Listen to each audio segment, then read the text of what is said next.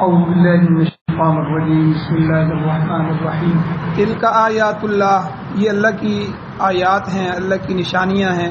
نتلوہا، ہم تلاوت کرتے ہیں ان نشانیوں کو، ان آیات کو، علیک، آپ کے اوپر، بالحق، حق کے ساتھ، وَإِنَّكَ، اور بے شک آپ، لَمِنَ الْمُرْسَلِينَ، البتہ بھیجے ہوئوں میں سے ہیں، رسولوں میں سے ہیں۔ تلک الرسل، یہ جو پیچھے جن کا تذکرہ گزرا ہے یہ سارے کے سارے رسول، فضلنا بعضهم علی بعض، ہم نے فضیلت دی ان میں سے بعض پیغمبروں کو بعض پر۔ منہم، ان میں سے بعض ایسے ہیں کہ من کلم اللہ، جن سے اللہ تعالیٰ نے براہ راست کلام کیا، ورفع بعضهم درجات، اور ان میں سے بعض وہ ہیں کہ جن کو اللہ نے بلند درجات عطا فرمائے۔ وآتینا عیسی ابن مریم، ان میں سے ایک عیسی ابن مریم ہے، ہم نے عطا کیا عیسی ابن مریم کو البینات، واضح دلائل، بینات، معجزات۔ وَأَيَّدْنَاهُ، اور دوسری بات کہ ہم نے ان کی تائید کی بروح القدس، روح القدس کے ساتھ۔ آگے اللہ عام انسانوں کے بارے میں فرماتے ہیں وَلَوْ شَاءَ اللَّهُ، اگر اللہ تعالیٰ چاہتا، مَقْتَتَلَ الَّذِينَ، نہ قتال کرتے، نہ لڑائی کرتے وہ لوگ کہ من بعدہم، جو ان پیغمبروں کے بعد آئے، من بعد ما جاءتہم البینات، بعد اس کے کہ ان کے پاس واضح دلائل بھی آ چکے تھے، کتابیں بھی اتر چکی تھی، وہی بھی آ چکی تھی۔ ولکن اختلفوا، لیکن انہوں نے اس میں اختلاف کیا۔ فمنہم من آمن ومنہم من کفر، ان میں دو گروہ بن گئے، ان میں سے بعض جو ہیں وہ ہیں کہ جنہوں نے ایمان لایا، ومنہم من کفر، ان میں سے بعض وہ ہیں جنہوں نے کفر کیا۔ وَلَوْ شَاءَ اللَّهُ مَقْتَتَلُوا، اگر اللہ چاہتے تو وہ نہ لڑتے، لڑائی نہ کرتے، جھگڑا نہ کرتے، قتال نہ کرتے۔ وَلَكِنَّ اللَّهَ يَفْعَلُ مَا يُرِيدُ، لیکن اللہ تعالیٰ جو چاہتے ہیں وہ اللہ کرتے ہیں، اللہ کو کوئی روکنے والا نہیں۔ سورہ بقرہ کی آیت نمبر 252 اور 253 اور تیسرے سپارے کی ابتدا ہوئی تھی کل۔ اس کا پہلا حصہ درس کا کل بیان ہو گیا، آج دوسرا حصہ بیان کرنا ہے۔ کل کے درس کا خلاصہ یہ ہے کہ ان آیات میں ایک تو بعثت انبیاء کے جو مقاصد ہیں، نبیوں کو کیوں بھیجا جاتا ہے دنیا میں، نبیوں کے بھیجنے کا مقصد کیا ہے وہ بیان ہوا کہ نبیوں کے بھیجنے کا مقصد یہ ہے کہ لوگوں کو ایمان کی دعوت، ایمان پر لائیں، توحید کا سبق پڑھائیں، توحید کا راستہ دکھلائیں، اور اسی طرح ان کی عقائد کی جو ہے اصلاح کی جائے۔ لوگوں کے عقیدے، طرح طرح کے عقیدے پوری دنیا میں ہیں، موت و خوشی کے عقیدے ہیں، کئی عقیدے ہیں، تو یہ سارے عقائد، غلط عقائد کی اصلاح کی جائے اور ان کے اعمال کی اصلاح کی جائے۔ اور اسی طرح رسومات باطلہ، جو غلط رسمیں جو ہے ایک نبی کے بعد دوسری نبی کی قوم کے اندر پڑ جاتی تھیں، پھر تیسرا نبی آتا، پھر چوتھا نبی آتا، اسی طرح ان نبیوں کے بھیجنے کے مقاصد یہی تھے جو بری رسمیں، رسومات باطلہ ہیں ان کو مٹانا، اور ایک مقصد رفع تظالم بین الناس، لوگوں کے درمیان جو ظلم ہے، ظلم کو ختم کرنا، عدل کو فروغ دینا، انصاف کے لیے پیغمبر آتے ہیں۔ اب چونکہ حضور علیہ الصلوۃ والسلام کے بعد تو کسی نبی نے آنا نہیں ہے، اب الانبیاء ورثۃ العلماء، العلماء ورثۃ الانبیاء، کہ علماء انبیاء کے وارث ہیں، یہ کام علماء کا ہے۔ اب معاشرے کے اندر جتنی بھی بری رسمیں ہوں گی، غلط رسمیں ہوں گی، جو حضور کی سنت سے ہٹ کے بدعات ہوں گی، اب علماء کے اوپر حق ہے، فرض ہے کہ وہ لوگوں کو بتائیں کہ دیکھو لوگوں، یہ میرے پیغمبر کی سنت نہیں ہے، یہ غمی کی جو رسمیں ہیں، یہ خوشی کے موقع پہ جو تم کر رہے ہو، یہ کہاں سے لائی؟ کوئی ہندوؤں کی رسمیں ہمارے اندر ہیں، کوئی یہودیوں کے عمل ہیں، کوئی عیسائیوں کے ہیں، کوئی کس معاشرے سے آئے ہیں، کوئی ہم نے خود ہی ایجاد کر لیے۔ تو یعنی اب علماء کا یہ کام قیامت تک جو ہے وہ لوگوں کو سمجھاتے رہے، علماء حق۔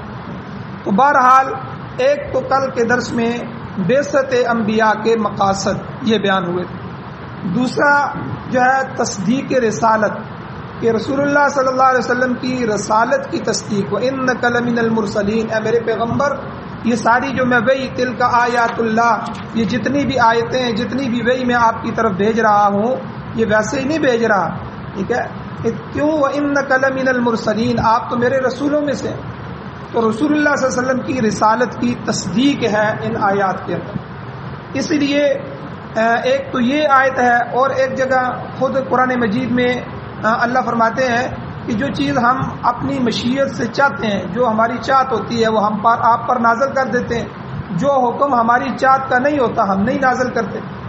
تو یہ بھی پیغمبر کے لیے ہے کہ پیغمبر کے اوپر وہی اترتی ہے، لو شاء اللہ ما تلوتہ علیکم، اگر اللہ چاہے وہ آپ پر تلاوت کر دے۔ اور ایک جگہ حضور نے خود فرمایا فقد لبثت فیکم عمرا من قبلی، مجھے اتنی عمر تمہارے درمیان میں گزر گئی ہے، میں نے کسی جگہ سیکھا نہیں ہے، کسی جگہ لکھا پڑھا نہیں ہے، کوئی میرا استاد نہیں ہے، اچانک یہ جو وحی آ رہی ہے، یہ جو قرآن آ رہا ہے، یہ میرے پیغمبر ہونے کی، میرے رسول ہونے کی تصدیق۔ تو تصدیق کی رسالت جو ہے کل کے درس میں بھی بیان ہوئی تھی۔ اور تیسری چیز کل کے درس میں بیان ہوئی کہ انبیاء میں سے بعض کو اللہ نے بعض انبیاء پر فضیلت دی۔ سب سے بڑی فضیلت تو حضور کی ہے، اس کے بعد حضرت ابراہیم علیہ السلام کی ہے، پھر حضرت عیسیٰ علیہ السلام، موسیٰ علیہ السلام، اور یہ جو بڑے بڑے اولو العزم پیغمبر ہیں ان کو عام پیغمبروں پر اللہ نے فضیلت دی۔ تو یہ فضیلت جو ہے یہ اللہ کی طرف سے ملی۔ تو اب اللہ کے بندے اور معصوم ہونے اور نبی ہونے میں تو ان میں کوئی فرق نہیں ہے، لا نفرق بین احد منہم، لیکن فضیلت کے اعتبار سے پیغمبروں میں فرق ہے۔ بعض اولو العزم پیغمبر ہیں، بڑے پیغمبر ہیں، فضیلت والے پیغمبر ہیں، بعض جو ہے ان سے کم درجے کے پیغمبر ہیں۔ تو اب یہاں ایک شبہ تھا، کل کے درس میں اس کا ازالہ بھی ہوا ہے۔ شبہ یہ تھا کہ حدیث میں آتا ہے کہ حضور نے فرمایا لا تفضلوا بین الانبیاء، انبیاء کے درمیان میں فضیلت کی بات نہ کرو، ایک دوسرے پر فضیلت نہ دو۔ پھر ایک حدیث میں آتا ہے کہ مجھے جو ہے باقی انبیاء کے اوپر فضیلت نہ دو۔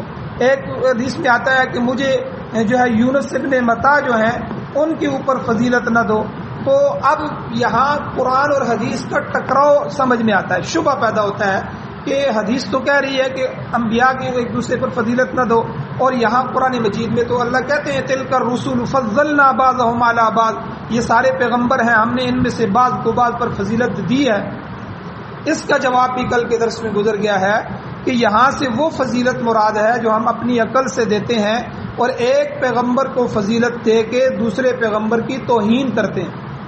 مسلمان تو نہیں کرتے، ہمارا عقیدہ تو یہ ہے کہ کم و پیش 1,24,000 جتنے بھی انبیاء آئے ہیں وہ سارے اللہ کے نبی تھے، سارے مکرم تھے، سارے معزز تھے، اور سارے جو ہے سب کی شریعت جو ہے اپنے اپنے علاقوں کے لیے اپنے اپنے زمانے میں ہدایت کا سبب تھی۔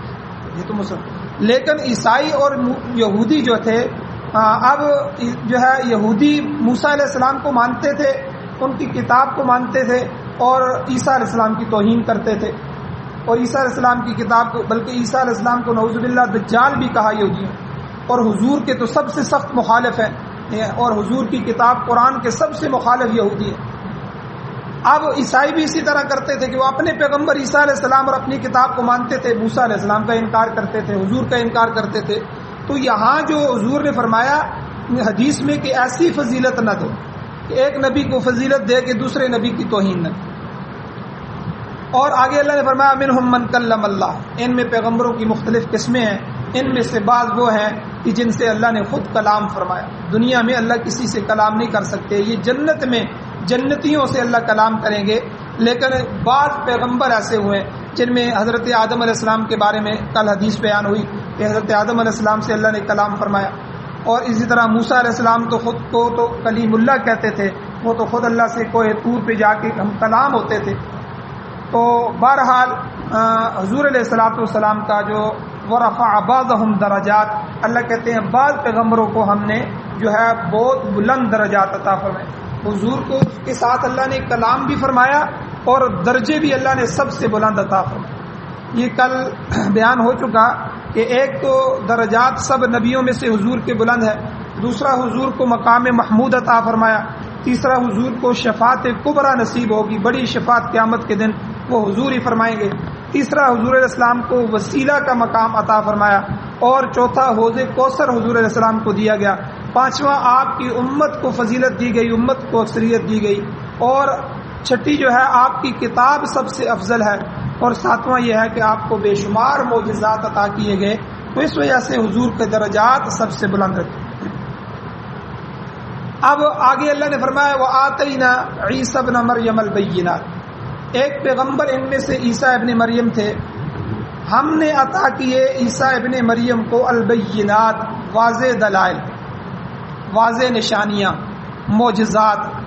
یہ بینات کا مطلب یہ، اس کی وضاحت قرآن مجید میں دوسرے مقامات پر موجود ہے کہ حضرت عیسیٰ علیہ السلام کی وہ معجزات، وہ بینات، وہ نشانیاں کیا تھیں۔ نمبر ایک، اللہ نے ان کو معجزہ دیا تھا کہ مردوں کو زندہ کرتے تھے، مردوں کو کہتے تھے قم باذن اللہ، اللہ کے حکم سے کھڑا ہو جا، وہ قبر سے کھڑا ہو جاتا تھا، جو کچھ پوچھنا ہوتا پوچھ لیتے، اور پھر جو ہے وہ اللہ کے حکم سے فوت ہو جاتا۔ تو یہ معجزہ اللہ نے حضرت عیسیٰ علیہ السلام کو، یہ بینات یہی ہیں، وآتینا عیسیٰ ابن مریم البینات۔ دوسرے نمبر پر کوڑ کا جو مرض ہوتا ہے، کوڑی کو جو ہے وہ تندرست کر دیتے تھے، اور برس کی جو بیماری ہوتی ہے جس کو ہم پھلجڑی بھی کہتے ہیں، اور جسم آدھا سفید ہونا شروع ہو جاتا ہے، جگہ جگہ داغ لگ جاتے ہیں، تو ایسا مریض جو ہے وہ آتا تو اس کے جسم پر اس طرح ہاتھ پھیرتے تو سارا جسم درست ہو جاتا۔ یہ معجزہ بھی حضرت عیسیٰ علیہ السلام کو ملا۔ اسی طرح اللہ کے حکم سے غیب کی خبریں دینا، کوئی آدمی گھر سے کوئی چیز کھا کے آتا تو حضرت عیسیٰ علیہ السلام اللہ کے حکم سے بتا دیتے کہ تم یہ چیزیں کھا کے آئے۔ تو یہ جو ہے حضرت عیسیٰ علیہ السلام کے مختلف معجزات ہیں جو اللہ جل شانہ نے ان کو عطا فرمائے تھے۔ اور نابینا جو لوگ ہوتے تھے، جو نہیں دیکھنے والے تھے، ان کی آنکھوں پہ ہاتھ پھیرتے تھے تو وہ بینا ہو جاتے تھے، وہ دیکھنا شروع کر دیتے تھے، ان کی آنکھیں درست ہو جاتی تھیں۔ تو یہ بے شمار معجزات جو ہیں اللہ نے حضرت عیسیٰ علیہ السلام کو دیے، اور یہاں اس کا تذکرہ فرمایا وآتینا عیسیٰ ابن مریم البینات، کہ ہم نے عیسیٰ ابن مریم کو بینات عطا فرمائے، معجزات عطا فرمائے۔ یہاں ایک مسئلہ سمجھ لیں، ایک نقطہ سمجھ لیں، علماء نے بیان فرمایا ہے کہ قرآن مجید میں جہاں بھی عیسیٰ علیہ السلام کا ذکر آتا ہے ان کی والدہ کے نام سے آتا ہے، عیسیٰ ابن مریم۔ یہاں یہ بتانا مقصود ہوتا ہے کہ عیسیٰ علیہ السلام کے والد نہیں تھے، باپ نہیں تھے۔ اب حضرت یوسف علیہ السلام کا تذکرہ ہے، حضرت موسیٰ علیہ السلام کا بے شمار تذکرہ موجود ہے، کئی انبیاء کا تذکرہ ہے، لیکن کسی کے والد کا اور والدہ کا نام نہیں لیا گیا۔ عیسیٰ علیہ السلام کا یہ بھی ایک معجزہ تھا کہ آپ بغیر باپ کے پیدا کیے گئے، اللہ کے حکم سے دنیا کو دکھلانا تھا، یہود کو دکھلانا تھا، تو اللہ جل شانہ نے اس معجزے کا ظہور فرمایا۔ تو اس لیے حضرت عیسیٰ علیہ السلام کا قرآن مجید میں جہاں بھی نام آیا ہے، حدیث میں جہاں بھی نام آیا ہے، تو وہاں عیسیٰ ابن مریم کہا گیا۔ تو مقصود کیا ہے کہ یہ عقیدہ بنانا ہے کہ حضرت عیسیٰ علیہ السلام کے والد نہیں تھے، باپ نہیں تھے، اللہ نے معجزاتی طور پر عیسیٰ علیہ السلام کو بغیر باپ کے پیدا کیا، اور قیامت کے دن بھی عیسیٰ علیہ السلام کو اپنی والدہ کے نام سے پکارا جائے گا، یا عیسیٰ ابن مریم۔ قرآن مجید میں آتا ہے، اللہ نے فرمایا یا عیسیٰ ابن مریم اانت قلت للناس اتخذونی وامی الہین من دون اللہ، کیا آپ نے لوگوں کو کہا ہے اور آپ کی والدہ نے کہا ہے کہ مجھے جو ہے ہمیں اللہ کے کو چھوڑ کے خدا بنا لو؟ یہ سوال حضرت عیسیٰ علیہ السلام عیسائیوں کے سامنے پوچھا جائے گا، کیونکہ آج کا عیسائی تو انہیں خدا کہتا ہے، خدا کے بیٹا کہتے ہیں، اور مریم علیہ السلام کو بھی ثالث ثلاثہ، تین میں سے ایک خدا ہے، اور تینوں خدا ہے، عیسیٰ، مریم اور خدا خود خدا ہے۔ یعنی یہ عیسائیوں کا جو تثلیث کا عقیدہ ہے، جسے تین کا عقیدہ کہتے ہیں، تو یہی عقیدہ ہے۔ تو اس عقیدے کا گویا کہ یہاں رد کیا گیا کہ قیامت والے دن اللہ جل شانہ ساری امتوں کے سامنے عیسائیوں کے اس عقیدے کا رد فرمائیں گے، عیسیٰ علیہ السلام سے پوچھیں گے کیا آپ نے اور آپ کی والدہ نے یہ کہا تھا ان لوگوں کو کہ ہمارے مرنے کے بعد ہمیں خدا بنا لینا، خدا کا بیٹا بنا لینا؟ وہ فرمائیں گے سبحانک، اے اللہ آپ کی ذات پاک ہے، ما یکون لی ان اقول ما لیس لی بحق، کہ ہمارے لیے کوئی ایسی بات جائز نہیں ہے جس کا ہمیں حق ہی نہ ہو، یہ تو ہمیں حق ہی نہیں پوچھتا، آپ نے ہمیں پیغمبر بنا کے بھیجا، وہی بھیجی، ہمیں اتنے بڑے درجات عطا فرمائے، اور میں جا کے ان کو کہوں کہ آپ مجھے اللہ کو چھوڑ کے مجھے خدا بنا دو، یہ کیسے ہوتا ہے؟ اے اللہ آپ جانتے ہیں۔ تو یعنی گویا کہ ایک دفعہ صفائی کی جائے گی، تو اس عیسائیوں کو جو ہے ان کے عقیدہ رکھنے والوں کو، غلط عقیدہ رکھنے والوں کی سرزنش کی جائے گی، ان کو عذاب میں ڈالا جائے گا۔ یہاں ایک بات اور سمجھ لیں، ہمارے ہاں جو پڑھے لکھے لوگ ہوتے ہیں، زیادہ دین نہیں پڑھے ہوتے، دنیا پڑھ کے گمراہ ہو جاتے ہیں. ان میں سر سید احمد خان گزرا ہے، پرویزی گزرا ہے، پرویز. تو یہ وہ لوگ تھے، ان دونوں کا عقیدہ یہ تھا کہ نہیں حضرت عیسیٰ علیہ السلام کا باپ بھی تھا. یہ ان کا باپ بھی ثابت کرتے ہیں. نعوذ باللہ. یہ بات یاد رکھیں، قرآن کریم کی تعلیم کے قطعاً خلاف ہے، اور یہ ملحدانہ عقیدہ ہے، ملحد لوگوں کا عقیدہ ہے. تو اللہ تعالیٰ فرماتا ہے کہ ہم نے عیسیٰ ابن مریم کو جو ہے واضح نشانیاں دی. اگر ان کے والد ہوتے تو اللہ ان کے والد کا نام لیتے، یا دوسرے پیغمبروں کی طرح جو ہے بغیر والد والدہ کے نام کے ذکر کرتے. تو قرآن مجید میں بار بار ذکر کرنے سے ایسے لوگوں کی بھی جو ہے رد ہوتا ہے کہ جو کہتے ہیں عیسیٰ علیہ السلام کے باپ موجود تھے. اب آگے اللہ نے فرمایا عیسیٰ علیہ السلام کے ساتھ ہماری ایک خصوصی محبت تھی، اور ہم نے وَأَيَّدْنَاهُ بِرُوحِ الْقُدُسِ، ہم نے ان کی تائید کی روح القدس کے ساتھ. روح القدس کیا ہے؟ اس کی کئی تفاسیر ہیں، جن میں سے مشہور تفسیر یہ ہے کہ روح القدس کا معنی عام طور پر حضرت جبرائیل علیہ السلام مراد دی جاتی. مطلب یہ ہے کہ عیسیٰ علیہ السلام کو چونکہ یہودی دشمن بن گئے تھے، تو وہ بنی اسرائیل جو آ رہے تھے، عیسیٰ علیہ السلام بھی بنی اسرائیل کے پیغمبر ہیں، ان کی طرف بھیجے گئے نئی شریعت دے کے، نئی کتاب دے کے. اب یہودی ان کے دشمن بنے. اب یہودی جب دشمن بنے تو اللہ تعالیٰ نے حضرت جبرائیل علیہ السلام کو حکم فرمایا کہ میرا یہ پیغمبر جہاں بھی جائے آپ اس کے ساتھ ساتھ رہیں. تو یہ عیسیٰ علیہ السلام مہاجر ہے، زیادہ انہوں نے ہجرت کیا، ادھر ادھر گھومتے رہتے تھے، اور جو ہے جتنی قوم تھی ان کو دعوت دیتے رہتے تھے، پیغمبر تھے. اس لیے حضرت عیسیٰ علیہ السلام جہاں بھی جاتے ان کو حضرت جبرائیل علیہ السلام کی تائید شامل ہوتی. یہی اللہ نے فرمایا وَأَيَّدْنَاهُ بِرُوحِ الْقُدُسِ. ہم نے، حالانکہ عام جو جتنے بھی پیغمبر گزرے ہیں، نبی گزرے ہیں، جبرائیل علیہ السلام آتے، وہی سنا کے پھر چلے جاتے، پھر جب اللہ نے وہی بھیجنی ہوتی پھر آتے، پھر وہی. لیکن عیسیٰ علیہ السلام کے ساتھ ایسا معاملہ نہیں تھا، بلکہ اللہ نے حضرت جبرائیل علیہ السلام کو ساتھ لگا دیا، آپ ان کی حفاظت کریں، یہودی دشمن ہیں، جہاں بھی یہ جائیں آپ ان کے ساتھ ساتھ رہیں. یہ ان کو تائید حاصل تھی. حضور علیہ الصلوۃ والسلام نے یہی بات حضرت حسان ابن ثابت رضی اللہ تعالیٰ عنہ، جو حضور کے نعت خوان تھے، حضور کے نعت پڑھنے والے تھے، حضور نے ان کو فرمایا. حضور نے ان کے لیے ممبر بچھایا، چونکہ کفار جو تھے، کفار مکہ یا یہود جو تھے، یہ حضور کی حج و بیان کرتے تھے، حضور کی مذمت کرتے تھے، حضور کے لیے غلط اشعار کہتے تھے. تو شعر و شاعری جو ہے، جو نعت ہے اور حمد ہے، اس کی حضور نے اجازت فرمائی. اور حضور کے زمانے میں جو حضور کے شاعر تھے، شاعر رسول اللہ صلی اللہ علیہ وسلم کے شاعر، وہ حسان ابن ثابت تھے. حضور علیہ السلام فرماتے حسان ممبر پہ بیٹھو اور کافروں کو جواب دو، مشرکوں کو جواب دو، یہودیوں کو جواب دو. پھر حسان ان پر شعر پڑھتے تھے اور حضور علیہ السلام کی حمد بیان کرتے تھے، نعت بیان کرتے تھے، اللہ کی حمد بیان کرتے، اسلام کے اوصاف اشعار میں بیان کرتے تھے. تو حضور علیہ السلام نے یہی بات حضرت حسان کو فرمایا کہ اے حسان، مشرکوں کو جواب دو، تمہیں جبرائیل امین کی تائید حاصل ہے، جبرائیل تمہارے ساتھ کھڑے ہوتے. یہ بھی حضرت حسان ابن ثابت کا اعزاز ہے کہ حضرت جبرائیل علیہ السلام ان کے ساتھ بھی ہوتے تھے. تو بہرحال وَأَيَّدْنَاهُ بِرُوحِ الْقُدُسِ، کہ عیسیٰ علیہ السلام کو اللہ جل شانہ نے روح القدس کی تائید عطا فرمائی. یہاں ایک ترجمہ روح القدس کا شاہ ولی اللہ محدث دہلوی رحمۃ اللہ علیہ فرماتے ہیں کہ یہ تصوف صوفیہ کرام کا ترجمہ ہے کہ کائنات کی ہر چیز مشیت الہی کے تابع ہے، جو اللہ چاہتے ہیں اس کے تابع ہے. اللہ کی چاہت کے بغیر کائنات کا ایک ذرہ بھی ہل نہیں سکتا. یہ ہمارا عقیدہ ہے. اور ملأ اعلیٰ، یہاں ایک دنیا ہے، ایک ملأ اعلیٰ ہے جو فرشتوں کا جہان ہے، اوپر کی زندگی ہے، اوپر کی ایک جو ہے رونق ہے. تو حضرت فرماتے ہیں شاہ ولی اللہ محدث دہلوی رحمۃ اللہ علیہ کہ ملأ اعلیٰ کی تمام بزرگ ہستیاں، ان کی توجہ جس ایک طرف لگی رہتی ہے اس کو تائید روح القدس کہتے ہیں. تو پھر حضیرت القدس یہ ایک مقام ہے وہاں، جیسے اس پاک مقام میں جو ہے ان بزرگ ہستیوں کی جو روحیں ہیں ان پر پڑتی ہیں، یہ بھی روح القدس کی تائید ہے. اس کو توجہات کہتے ہیں.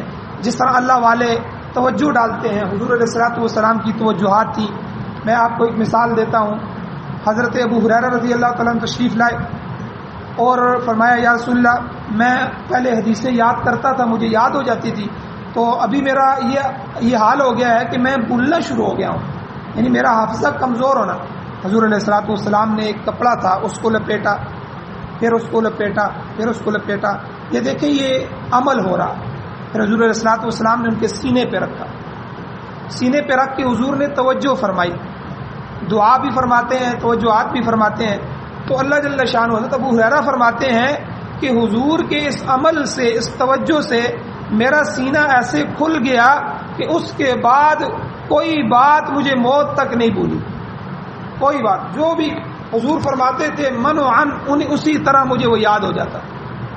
تو یہ توجہات ہیں، اور مختلف موقعوں پر یہ اہل تصوف کی ایک اصطلاح بھی ہے. تو بہرحال شاہ ولی اللہ محدث دہلوی رحمۃ اللہ علیہ فرماتے ہیں یہ روح القدس ہے کہ ملائے اعلیٰ کی جو توجہات ان ہستیوں کی جو نیچے جہاں جہاں جس طرف پڑتی ہیں، ان حضرات کو، ان ہستیوں کو جو ہے ان کی تائید حاصل ہو جاتی ہے.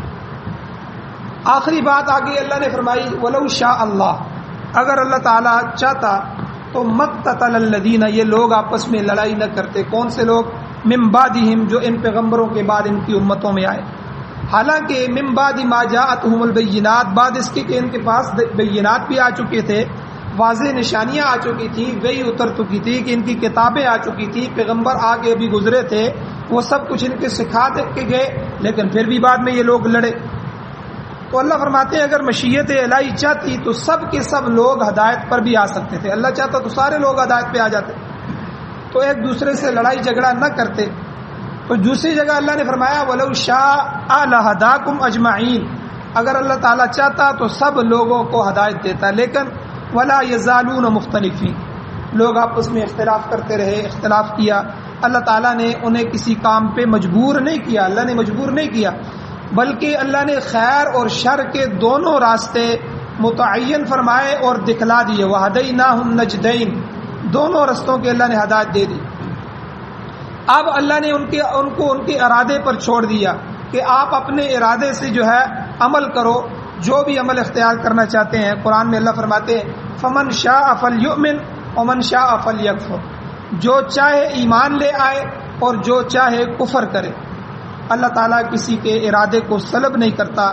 اگر ایسا ہوتا تو انسان کی فضیلت ہی باقی نہ رہتی، اس کا امتحان ہی نہ ہو پاتا، اور انسان بے جان چیزوں کی طرح ایک مجبور محض بن جاتا جس طرح بے جان چیزیں مجبور ہیں.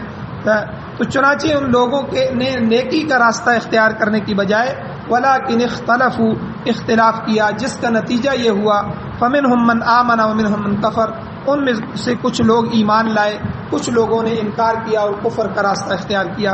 اور جب اختلاف ہوا تو لڑائی پیدا ہو گئی. اب دیکھیں حضرت آدم علیہ السلام کو اللہ نے پیدا فرمایا، ان کی شادیاں ہوئیں، ان کی شادیوں سے دو جوڑے پیدا ہوتے تھے، یعنی لڑکا لڑکی اکٹھے پیدا ہوتے تھے. پھر اس جوڑے کا نکاح دوسرے جوڑے کے ساتھ ہو سکتا تھا، یہ سگے بہن بھائی ہوتے تھے، اور دوسرے اب اس بھائی کی اس دوسری جوڑے کی لڑکی سے نکاح ہوتا، اس طرح ہوتا. اور حابیل اور قابیل کی جو لڑائی ہوئی تھی اسی پہ ہوئی تھی کہ وہ کہتا تھا کہ جو میرے جوڑے کے ساتھ لڑکی ہوئی ہے میرا اس سے نکاح کیا جائے، حالانکہ ان کی شریعت میں یہ حرام تھا. اللہ نے نسل بڑھانی تھی تو یہ سلسلہ چلا. بہرحال چلتے چلتے حضرت آدم علیہ السلام، حضرت شیس علیہ السلام، حضرت نوح علیہ السلام تک جتنی قوم تھی، پھر حضرت نوح علیہ السلام کی جو قوم گمراہ ہوئی، یہاں تک جو آگے اختلاف ہوا. اب یہ اختلاف تصویر سے ہوا، مورتیوں سے ہوا، کہ وہ اپنے بزرگوں کی مورتیاں بنا کے سامنے رکھ لیتے تھے کہ یہ ہمارے بڑے تھے، یہ جو ہے نیک لوگ تھے. اب پہلی نسل آئی تو وہ تو اللہ کی عبادت کرتی تھی، ان کو سامنے رکھتے تھے کہ ہمیں اللہ یاد آتا ہے. دوسری نسل آئی، انہوں نے کہا کہ ہمارے والدین تو ان کو سامنے رکھ کے عبادت کرتے تھے، انہوں نے ان کو پوجنا شروع کر دیا. پھر تیسری نسل. تو اس طرح لوگوں میں اختلاف ہو گیا. اب جو ایمان والے تھے انہوں نے سمجھایا بھائی یہ تم کیا کر رہے ہو، انہوں نے تو اس لیے رکھا تھا، ٹھیک ہے، اور تم جو ہے ان کو ہی خدا بنا بیٹھے ہو. تو اس طرح اللہ کہتے ہیں پیغمبروں نے ان کو نہیں سکھلایا، لیکن بعد میں خود ہی وہ دو گروہ ہو گئے. اللہ نے ان کو اختیار دیا تھا، خود بخود وہ کفر اور شرک کا فمنہم من آمن ومنہم من کفر، ان میں سے بعض ایمان لائے، بعض نے کفر اختیار کیا، اور جو ہے وہ جو پھر اللہ نے ان کو جہاد کا حکم دیا کہ جب وہ مشرک ہوئے، کافر ہوئے، تو اللہ نے کہا کہ یہ میرے دشمن ہو گئے ہیں، میرے نبی اور میرے رسول کی تعلیمات کے مخالف ہیں، ان سے جہاد کرو۔ تو چونکہ اب جب مشرک شرک کرتا ہے تو وہ چاہتا ہے کہ میرا شرک نافذ ہو جائے، ٹھیک ہے، اسی طرح جو ہے یہی پروگرام چلے، ہر جگہ شرک کی باتیں ہوں، ہر جگہ شرک ہو، ٹھیک ہے، مزار ہوں، مزاروں پہ سجدے ہوں، اور جو ہے یہ سب کچھ ہو۔ ہر بندہ جو ہے جس نظام پہ آتا ہے اسی نظام کی بات کرتا ہے، اور جب اللہ کے نظام کے مقابلے میں غیر کا نظام آئے گا تو اللہ جہاد کا حکم دیتے ہیں۔ یہاں چونکہ فتنہ پیدا ہو گیا ہے، اب اس فتنے کو فروغ کرو، فتنے کو ختم کرو۔ تو بہرحال یہاں اللہ یہی فرما رہے ہیں وَلَوْ شَاءَ اللَّهُ مَا اقْتَتَلُوا، کہ اگر اللہ چاہتا تو وہ قتال یہ لوگ آپس میں نہ لڑتے، سب ایک ہی راستے پر ہوتے، ان میں کوئی اختلاف رونما نہ ہوتا، مگر حقیقت یہ ہے کہ اللہ نے انسان کو عقل اور قوت عطا کی ہے، اسے اشرف المخلوقات بنایا ہے، پھر اللہ نے اسے اختیار دے دیا ہے کہ وہ اپنے ارادے سے جون سا راستہ چاہتا ہے اختیار کرے۔ انا ہدیناہ السبیل اما شاکرا و اما کفورا، اپنے ارادے کا وہ خود ذمہ دار ہے، جو راستہ اختیار کرے گا اسی کے مطابق سزا اور جزا کا مستحق ہوگا۔ صحیح راستہ اختیار کرے گا اللہ راضی ہو جائے، اور اگر کفر پر ہوگا تو اللہ ناراض ہو، ٹھیک ہے، اس کی نجات نہیں ہو سکے گی۔ تو بہرحال وَلَٰكِنَّ اللَّهَ يَفْعَلُ مَا يُرِيدُ، یہ اللہ تعالیٰ کی قدرت میں ہے کہ وہ چاہتا تو یہ لوگ اختلاف کا شکار نہ ہوتے، لیکن بات کیا تھی کہ وَلَٰكِنَّ اللَّهَ يَفْعَلُ مَا يُرِيدُ، اللہ تعالیٰ وہ کچھ کرتا ہے جو اس کا ارادہ ہوتا ہے، جو وہ چاہتا ہے۔ اللہ تعالیٰ انسان کا امتحان لینا چاہتا ہے، اپنے بندوں کو آزما کر اس کے مطابق جزا یا سزا دے گا۔ اس کا منشا یہ ہے کہ لوگ ایمان کا راستہ اختیار کریں، اور جو لوگ کفر کے راستے پر چل نکلیں ان کے شر اور فساد کو مٹانے والے کے لیے ایمان والے جو ہیں ان کے ساتھ جہاد کرتے رہیں، تاکہ اسلام کو غلبہ رہے، اسلام ہی غالب رہے، اور اللہ کا دین اختیار کرنے میں کوئی رکاوٹ باقی نہ رہے۔ اللہ جل شانہ سے دعا ہے اللہ ہمیں عمل کی توفیق عطا فرمائے۔ آمین۔ الحمدللہ رب العالمین والعاقبۃ للمتقین والصلاة والسلام علی رسولہ النبی الأمی الکریم۔ اللهم ربنا آتنا فی الدنیا حسنۃ وفی الآخرۃ حسنۃ وقنا عذاب النار۔ یا اللہ ہماری کمزوریوں کو، کمیوں کو، تائیوں کو، گناہوں کو معاف فرما، صغیرہ کبیرہ گناہوں کو معاف فرما۔ یا اللہ قرآن و سنت کی تعلیم حاصل کرنے سے پڑھنے، پڑھانے، عمل کرنے، اشاعت کرنے کی توفیق نصیب فرمائے۔ یا اللہ اپنے نظام کو پوری دنیا کے نظاموں پر حاوی فرمائیے، پوری دنیا میں اپنے نظام کو غالب فرمائیے۔ قرآن و سنت کی تعلیمات یا اللہ عام فرمائیے، ہماری اولادوں کو، نسلوں کو اس خدمت کے لیے قبول فرمائیے۔ یا اللہ ہمیں محروم نہ فرمائیے۔ یا اللہ دین کے جتنے بھی شعبے ہیں ان تمام شعبہ جات کی حفاظت فرمائیے۔ یا اللہ ان میں ہمیں بقدر حیثیت اپنا حصہ ڈالنے کی توفیق نصیب فرمائیے۔ یا اللہ سارے شعبہ جات سے محبت نصیب فرمائیے۔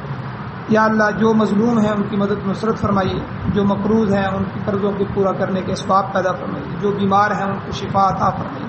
یا اللہ جو ایمان کی حالت سے اس دنیا سے جا چکے ہیں یا اللہ ان سب کی بخشش فرمائیے، بلند درجات عطا فرمائیے۔ صلی اللہ تعالی علی خیر خلقہ محمد وآلہ واصحابہ اجمعین برحمتک یا